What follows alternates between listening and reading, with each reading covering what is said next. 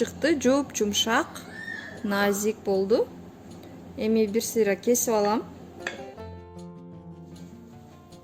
Салам достор, сиздер менен кулинардык канал Чак-Чак рецепт жана мен Бактыгүл. Менин каналыма сөзсүз катталып, лайк басып коюңуздар. Анда эмесе бүгүн өтө сонун, оңой жасалуучу жакшы пирог жасайбыз. Ал үчүн бизге 2 жумуртка керектелет. Антип мынтичи эле бул пирог даяр болуп калат өзү. Ушунчалык назик, дандуу, сонун пирог болот. 2 жумурткага жарым стакан сахарды салабыз дагы, жакшылап чалып алабыз. Жумуртка менен шекерди чалып алган соң, бул жерде 3 аш кашык каймак бар. Каймак меники үйдүн каймагы, сонун, майлуу каймак. Каймактын ордуна маргарин кошсоңуз болот, 3 аш кашык.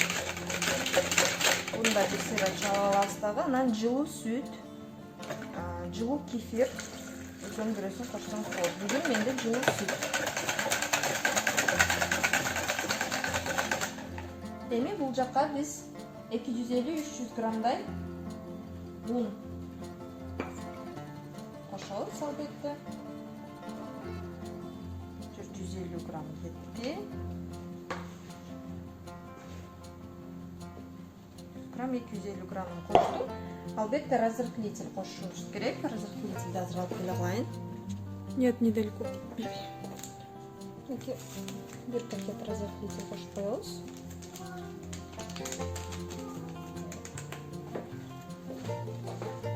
Андан соң чалып алабыз кайра эле.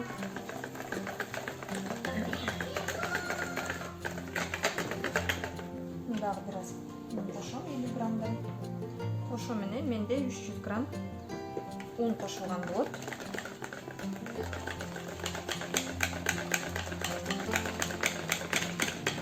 Мынакей камырыбыз ушундай эле суюк болот. Кою каймактын консистенциясында эле болот.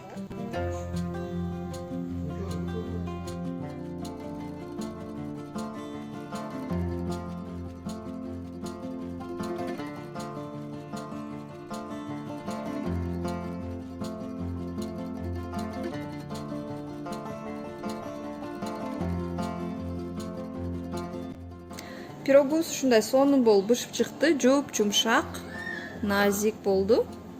Эми бир сыйра кесип алам.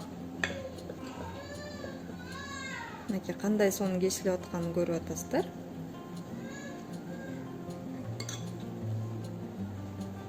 Мен пирогумду алдын ала ушинтип кесип алдым. Анан сүт жана сгущенканын аралашмасы менен нымдап чыгам. Нымдуу болгонун каалагандар ушинтип нымдап алсаңыздар болот. Болбосо ушундай деле кургак бойдон жесеңиздер аябай назик, сонун пирог болот. Мага ушул пирогдун нымдуу болгону, мындай өтө сочный болгону жагат, ошондуктан ушундай сгущенка менен сүттүн аралашмасынан сүртүп коем.